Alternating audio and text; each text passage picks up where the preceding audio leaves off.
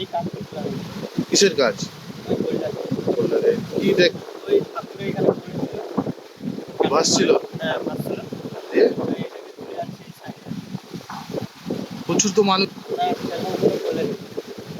ঠাকুর দেখতে লোক আসছে প্রচুর। হ্যাঁ, যখন আমাদের এইখানে যে মেন ঘাটের যে জগন্নাথ মন্দিরের মেন ঘাটে যে হ্যাঁ। কাজ করছেন যারা কর্মচারীরা যারা আছেন, হ্যাঁ তখন জোয়ার চলছিল।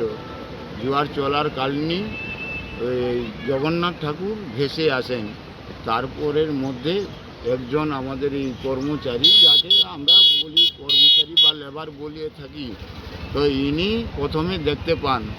তারপরে উনি ধরার পরে আমাকে আবার ডাকেন। তারপরে আমরা দুজন গিয়ে ঠাকুরটা তুলেন। জগন্নাথ ঠাকুরটাকে আমরা তোলার পরে এখানে এসে বসিয়ে রাখার পরে আমরা কাউকে তো জানাইনি, পরেক্ষণ সব দিকে সব কিছু প্রচুর মানুষজন আসছেন দেখতে এখানে তো। অনেক টুরিস্ট অনেকেই আসছেন, দেখতে আসছেন। আমার এই ঘাটে যে চলছে, হ্যাঁ জগন্নাথ ঘাট হয়েছে। তো জোয়ারের সময় ওনারা পাথরের কাজ করছেন। পাথর কাজ করার সময় দেখলাম যে সাইডে এসে জগন্নাথ এসে এসছে। তো এসে ওনারা কাজ করতে করতে সঙ্গে সঙ্গে ওনারা উঠে তুলে নিলেন।